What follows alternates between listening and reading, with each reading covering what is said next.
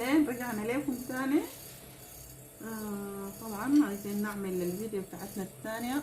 الأولى طبعا دردشنا شوية فيه، ده عايزين نعمل فيه خلطة طبيعية بتاعت نزلة البرد. طبعا اليومين ده البرد شديد، وحاولت أشارككم معي.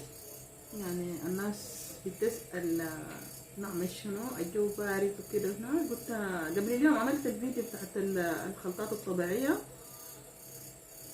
واليوم قلت بقوم بعمل الثاني عشان اشارككم معاي. في صوت الهواء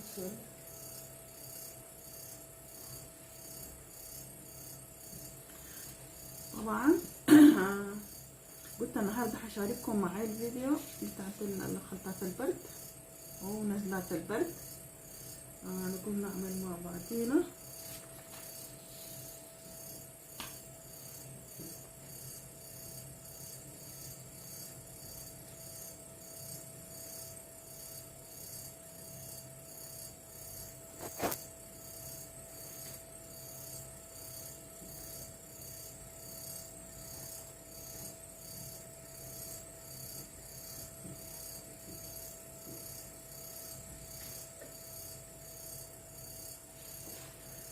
عايزة اربط الخلاء.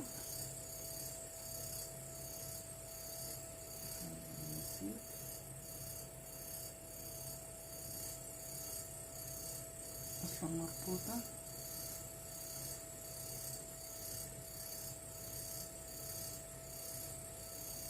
بالشكل كده.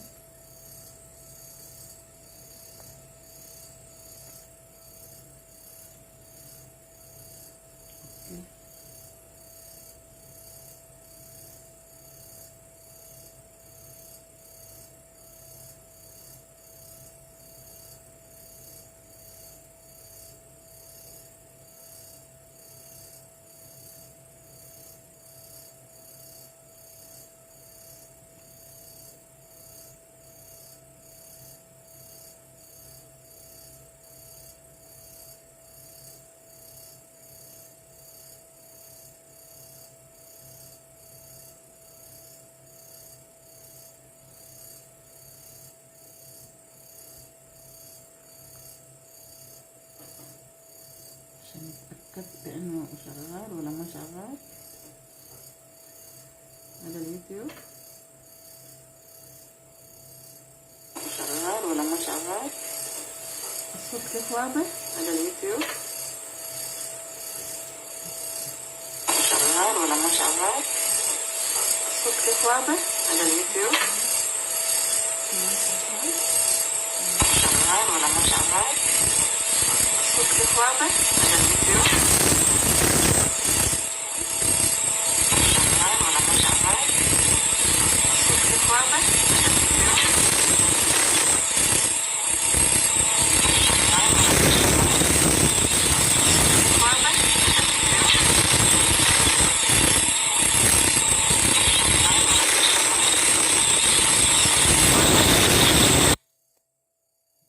هذا الفيديو الصوت واضح.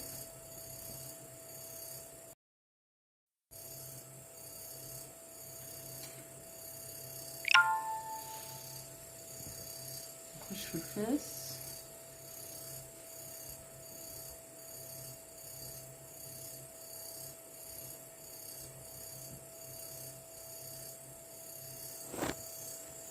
الفيس ما لازم.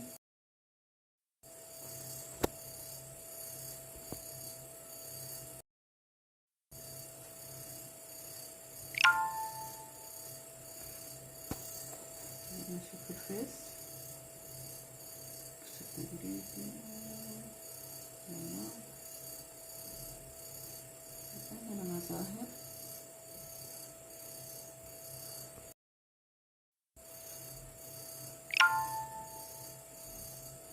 اوكي.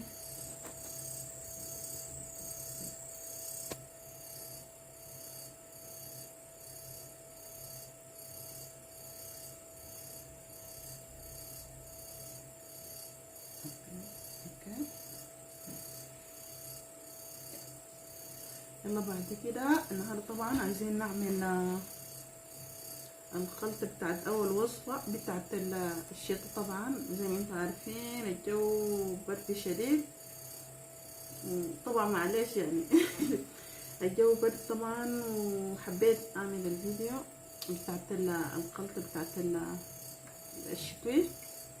زي ما انتم شايفين قدامكم ده المكونات بتاعتنا. طبعا عندنا هنا الزنجبيل. طبعا الزنجبيل يعني الخلطة بتاعتنا متوفرة في كل بيت، يعني ما حاجة جديد ولا غريب عليكم، يعني في كل بيت متوفر وموجود. عندنا الزنجبيل، طبعا معروف الزنجبيل يعني في كل بلدان العالم. وعندنا الليمون، وعندنا الأسل بتاعت النهل، طبعا على حسب المتوفر عندك يعني، والموية السخنة. طبعا احنا بنقول نعمل شنو لأنه أصلا الجو بارد، والله بصراحة أنا في كل صباح قاعدة أستخدم الزنجبيل. يعني بنشربها يعني عادي نورمال، بنشرب فترة الصباحية. بنقوم بنعملها بنقوم بنقشر الزنجبيل أو بنقطعها في شكل رقائق. أول حاجة طبعا بنطلع القشرة بتاعته زي ما انتم شايفين، بنقشرها.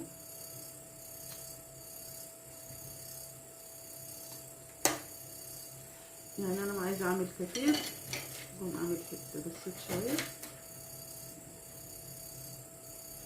يعني ده بيكفيني لكوبايتين أو 3 كوبايات، لأنه عشان سخنة الزنجبيل. بنقوم نقشرها كده، طبعا صغيرة، ما نقدر نقشرها في يدها عشان يجرح نلقى الشعر طبعا حادة سنينة لين أقوم أقشرها سايد، بدل ما أقوم أتعز سايد تتجرح.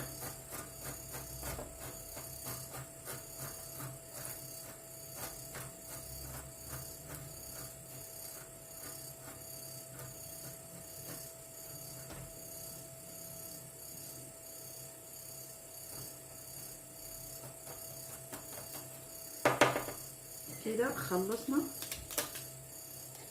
قشرته يا اخوة زي ما انتم شايفين.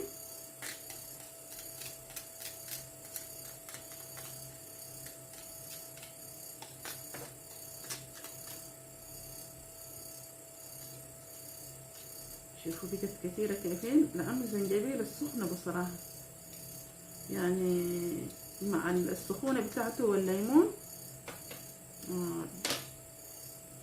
طلع القشرة برا، مع السخونة والليمون مع الحميد والعسل بيعمل، بيخلي اسمه شنو الشعب الهوائية بتاعت الرقبة من هنا بتكون بتتفتح، لأنه في سخونة كتيرة. يعني أنا مش طبيبة، لكن دي حاجة أنا مجربة يعني في البيت، بعملها على طول، بالذات لما كنت في السودان بستخدمها، ولما جيت أوروبا هنا يعني بستخدمها كتير، بتنفعني كتير يعني في كل الأوقات. بنقوم بنعملها بنشربها في الصباحية وفي المساء، يعني حاجة ثابتة عندنا في البيت هنا. يعني أول حاجة بخي من لو في بالذات اليوم اللي احنا هنا عندنا الشتاء بتكون فيه القريب، وعندنا الكوفيد. طبعا الكوفيد 19 يمكن يكون رجع، أو كوفيد 19 رجع الثاني. الناس طبعا بتعمل تحوطات، لأنه ناس العنصر الاسمرادي أو التعميم الصحي بعتوا رسائل، وفي كثير من الناس شايفان بيستخدموا يعني الكمامات في حتات كثيرة بصراحة. يعني يمكن بينتوا لكوفيد الناس تعمل حسابهم بينتوا عشان كده الواحد نعمل حسابنا كتير، لأنه أنا بصراحة بخاف من النزلات، بخاف من الكوفيد. الحمد لله يعني ما حصل يعني كوفيد ولا نزلة برد. يعني ممكن نزلة برد بتكون حادة وبتنتهي عادي نورمال، بنشرب فيه ويهول الزنجبيل والأسل، الحمد لله كل شيء بروح. يعني النهاردة طبعا حبيت أشارككم معي، نقوم نعمل الخلطة بتاعتنا. نقوم نختفل الزنجبيل،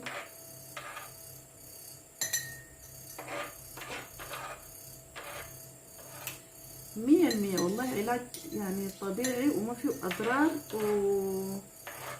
وبعد ذاك مفيد لكل الجسم. يعني صراحة الزنجبيل فيه فوائد كثيرة بالذات لناس السكري، يعني ممكن يشربوه مع العسل، مفيد جدا جدا ومريح للجسم. طبعا العسل بنخد ملعقة صغيرة اصل بتاعت نحل، يعني ما بعرف والله. هو طبعا ده مشتراه من هنا من المخزانات، لكن ما بعرف هل العسل طبيعي ولا ما طبيعي، لكن شكله طبيعي لانه قاعد استخدمه على طول. انا قاعد استخدم العسل ده لانه كويس خالص. بس طبعا باخد ملعقة من عسل. والليمون طبعا تستخدمها على حسب اللي انت عايزاه. وانا عشان ده الليمون ممكن تعمل للفريش وممكن تعمل هنا. طبعا انا اكتر حاجه على عشان بكون مستعجله، بكون ما في زي ما قال ما في وقت، استخدم الليمون ده، لان اصلا ما عندي وقت عشان اقعد اعصر واعمله هناك. او في حالات احيانا اقوم اقطعه في شكل شرايح، بنقوم نعمله في شكل شرايح. لو مثلا انا مستعجله وكده بقوم باخد يعني في يعني المتوفر عندك في البيت من الليمون، اي حاجه عندك متوفره ممكن تعملها عادي نورمال. بنخد الشرايح بتاعت الليمون.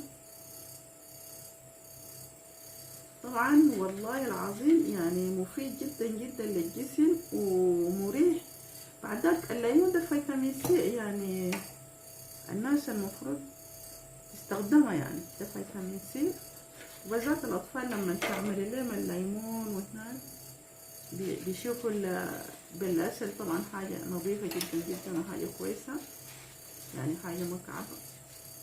بنعملها كده زي ما انتم شايفين قدامكم اهو. بنقوم نحط فيه موية دافية،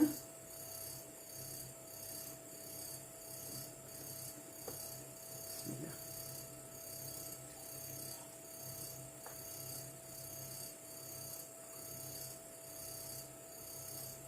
وننتظر شوية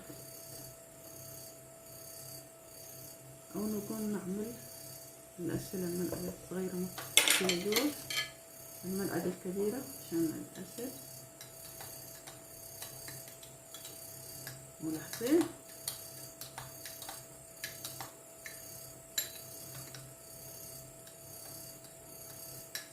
يعني نخلبت المكونات مع بعضهم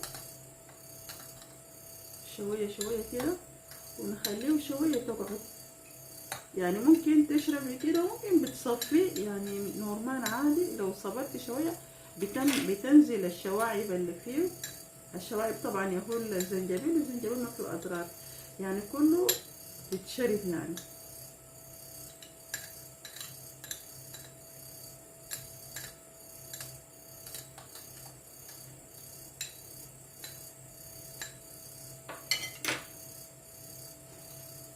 شفتوا كده؟ يعني حاجة جميلة جدا جدا. بتتسوى شوية كده، بننتظر عشان الزنجبيل والليمون بينزل شوية. يعني لاحظتوا كل ما صبرنا شوية عليه بتحبط. والله العظيم انا خايفة ما بعرف، لكن عن تجربة يعني بقول لك اسأل الطبيب او اسأل المجرب. انا مجربة يعني، ده حاجة عندي ثابتة في البيت. سبحان الله السنة اللي فاتت يعني بداية الشتاء او بداية دخول الشتاء، انا طبعا ما كنت سبحان ما كنت بستخدم يعني الليمون ومع الطلعة وشنو والجو بارد والجليد وشنو. سبحان الله يعني كانت عندي التهابات شديدة جدا جدا، لكن سبحان الله الحمد لله بعد ما استخدمت الزنجبيل ده والله ارتحت راحة ما بعد راحة الحمد لله. يعني حاجة كويسة خالص ومريحة، ما فيه أضرار وما فيه هناي. وسبحان الله يعني بمشي. وبعد ذاك في حاجة تانية الناس ممكن تنتبه يعني كثير. احنا هنا في أوروبا يعني لازم تاخدي شرب أو طرحة بتقوم بتلفي حول رقبتك، أو في شربات ثقيلة بتاعت عندنا في السودان بتاعت اسمه شنو بيشتغلوا بالعيادة، ما مشكلة. أي طرح عندك ممكن تلبسيه، وأهم شيء تخطي الأنف. هنا البرد بيدخل هنا في بالرقبة، يعني الواحد فينا شنو لازم تحاولي تخطي رقبتك يعني من البرد، وتلبسي تقيل. يعني أنا بلبس تقيل حتى إن أنا قاعدة في البيت، يعني بلبس تقيل، يعني ما بحب أقعد برا مع إنه مشغل الدفايات شغالة وكل شيء. بعمل الاحتياط الحمد لله. يعني السنة ده يعني ما في، سبحان الله، يعني 100% ما عندي لا نزلة لا التهاب لا شيء، كله تمام الحمد لله، مبسوطة. بنشرب طبعا زوجي بنديه الزنجبيل، بيشرب بيقوم يضحك بيقول لي أنا كل ما يجي نقول له لا لازم تشرب الزنجبيل، لأن الزنجبيل لو قحسك نقول له عندك كورونا ولا شنو جبت لنا من برا ولا يضحك. لأن الزنجبيل ده طبعا يعني مفيد للجسم ومفيد. يعني ناس انا ما بعرف، يعني في امراض كثيره الواحد لو دخل لقيته فتش تحسي بتلقاه بعد ذاك اول حاجه بينخي الدم،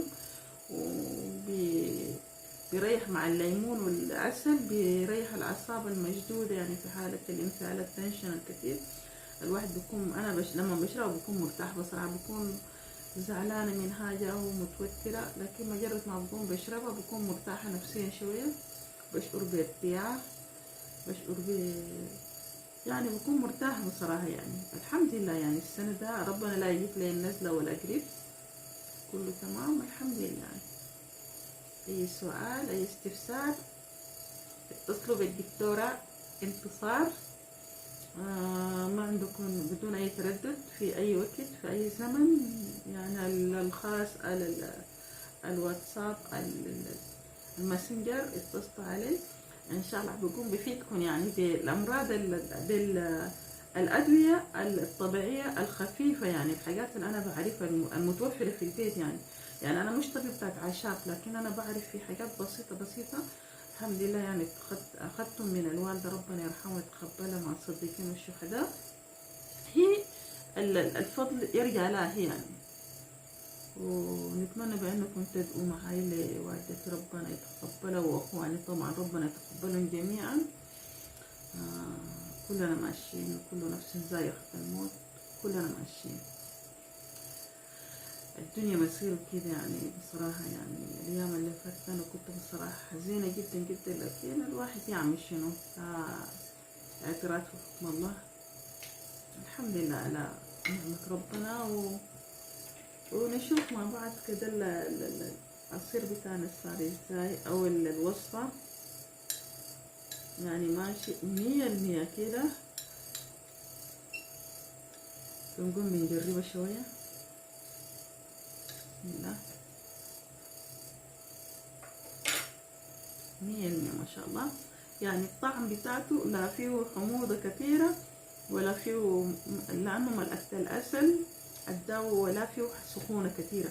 يعني ممكن عادي الأطفال يستعملوه يشربوه كده عشان نزلات البرد، لأنه اليومين دي الأطفال في المدارس هم بيمشوا المدارس وبيجيبوا النزلات في البيوت للناس الكبار، والناس الكبار طبعا هم ما بيعرفوا يقوم يستخدموا الأدوية. استخدام الأدوية الكثيرة ما كويسة، سواء كان للأطفال أو للناس الكبار ما كويسة خالص. أنا شخصيا نفسي ما بحب استخدم أدوية كثيرة، بحب استخدم ديما، بميل للأشياء الطبيعية المتوفرة في البيت اللي بناكله في اليوم، بنعمله في الوجبات بتاعتنا بنستخدمها. وفي وصفة تانية برضو ممكن، يعني أنا بعملها لكم في الحلقة الجاية.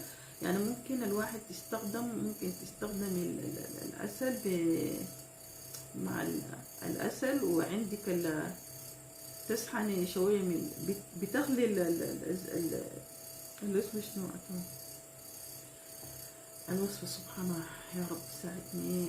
الوصفة الثانية العسل ومع القرنفل، وتقوم تعملي فيه. يعني ده للناس مثلا انت لو ما حبيتي الزنجبيل ممكن تستخدم القرنفل برضو، يعني القرنفل ليمون برضو ممكن، يعني برضو كويس يعني للنزلات وللجسم، مريح برضو كويس خالص. برضو في ناس بتستخدمها يعني، لكن انا بصراحة القرنفل ما بريد القرنفل كتير. يعني بيحب يستخدم العسل وبيستخدم الزنجبيل اكتر حاجة، بيستخدموا الاثنين مع بعض. يعني حتى كان في البيت يعني مقلل السكر ما بيحب، لانه منطقتنا منطقة عالية ومنطقة جبلية وفيه اسمه شنو برودة عالية. يلا مع البرودة العالية الواحد المفروض يستخدم، يعني يمتنع من استخدام السكر الكثير، يعني ما كويس الواحد يستخدم السكريات كثير. بنستخدم ياهو عادي نورمال، بنستخدم العسل وخلاص شتو. يعني وفي قبل ما نختم الفيديو بتاعتنا طبعا يعني حبيت ان شاء الله الفيديو الثاني هقوم اعمل لكم فيديو جميل جدا جدا، وترخبوا الفيديو الجاي ان شاء الله وابقوا معانا. لو في جديد بنعمل لكم مثل برا البيت، ولو ما في جديد بنقوم بنعملها من البيت ان شاء الله، وهنقوم نشارككم معي المطبخ الايام الجايه ان شاء الله. بنقوم نعمل من الوجبات الخفيفه السريعه، الوجبات الشتويه طبعا يعني خاليه من الدهون. الناس المفروض تستخدم وجبات خاليه من الدهون الحفاظ للصحه وللوزن. يعني الواحد يعمل حساب، لانه هنا المشكله امراض كثيره، لازم نستخدم نقلل من اكل الدهون الكثير والسكريات الكثير، ونعمل شويه للرياضه، نعمل الرياضه في البيت او مثلا لو مسجله في هنا في الجيم تمشي تعمل ايه الرياضه بتاعتك، او لو في البيت ممكن عادي نورمال تعمل الرياضه بتاعتك الصباحيه. انا بصراحه بحب اعمل الرياضه الصباحيه في البيت، وطبعا من خلال الرياضه الثانيه بنقوم بنحب رياضه المشي اكتر يعني. لكن لما طبعا الجو صعب يعني بنقوم بنعمل شنو رياضه المشي داخل البيت، بالرغم من انه البيت مساحته ما كبيره، 54 كاري او 54 متر، 54 متر يهو. بندور بندخل من هنا ونطلع بهنا ومع المطبخ ونرفع ونخد رياضه اهو. اتمنى بان الفيديو تكون عجبتكم، وما تنسوا الاشتراك في قناه سودان بيل او قناه سودان ديسكفري. طبعا ديسكفري ده الاسم الاول والسودان بيل الاسم الثاني، يعني الاسمين اسماء القناه بتاعت سودان ديسكفري، سودان بيل سباخي او زي بعض يعني نفس الاسم، ما في فروقات. نتمنى بانكم تشاركونا وبالسبسكرايب واللايك وتدعمونا، تخلوا القناة تمشي لقدام، لأن أنا بصراحة وقفت يعني سنة كاملة كثير على القناة. حاولت النهاردة إن شاء الله هكمل، حاولت أعمل الفيديوهات أبدأ قبل نهاية السنة عشان يكون الفيديوهات بتاعتي ماشية والأمور تمشي إن شاء الله.